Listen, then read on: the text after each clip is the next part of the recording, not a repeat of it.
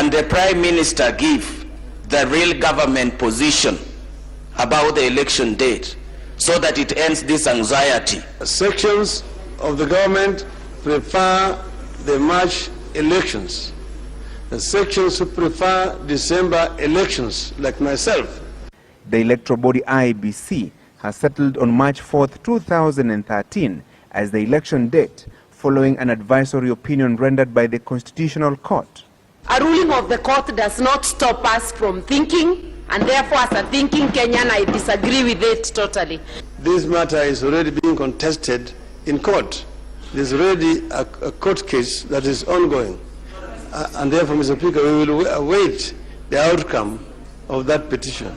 But debate on the matter turned combative when the Prime Minister was challenged to state the government's position on the election date. The question is, what is the government position on the date of the election? Not your opinion, not anybody's opinion. Mr. Speaker, I have a right to answer questions the way I want to answer it. Mr. Speaker, unless the honorable member want to answer me. Order.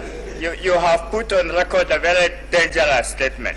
Members of the front bench who are led by you in the House have a right to give accurate information to the House, not to answer the way they want. How can the government then claim to have any roadmap that has no date on when the elections will be held? How are they planning? Mr. Speaker, I think the Prime Minister should take the business of this House seriously. First, Mr. Speaker, I say that the court made a ruling, and we respect that ruling. And that, Mr. Speaker, is what the President has gone by. Mr. Speaker, should even have added that, Mr. Speaker, that was also adopted by the Cabinet. So, Mr. Speaker, if you want official government position, that is the official government position. With the election date matter dealt with, the question of ethnic mobilization ahead of the forthcoming polls raised even more political dust. I want the Prime Minister to confirm to the nation that he is the father and the architect of ethnic balkanization and mobilization in this country, starting with the region that he comes from 15 years ago. Is it in order for the Honorable Duale, in a bid to ask the Prime Minister a question, to cast aspersions on the character and personality of the Prime Minister by saying that is the architect? Order, member for question. Order. We merely asked a question, which is entitled to.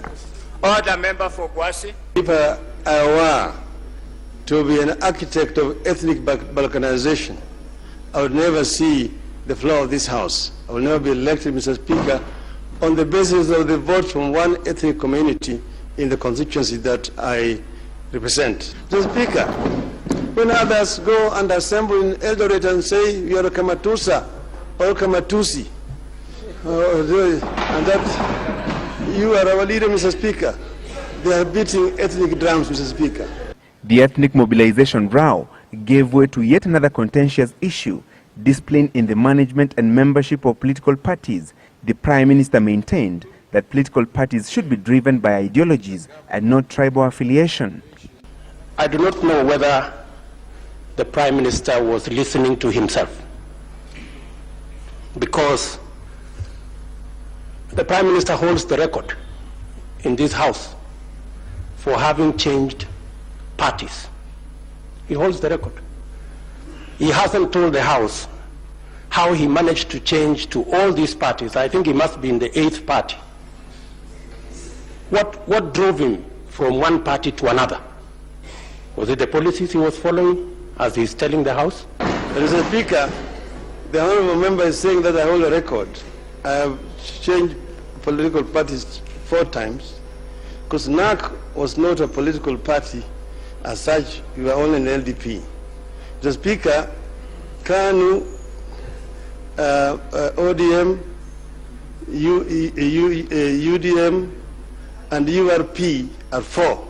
He himself, Mr. Speaker, has changed parties 4 times, like myself.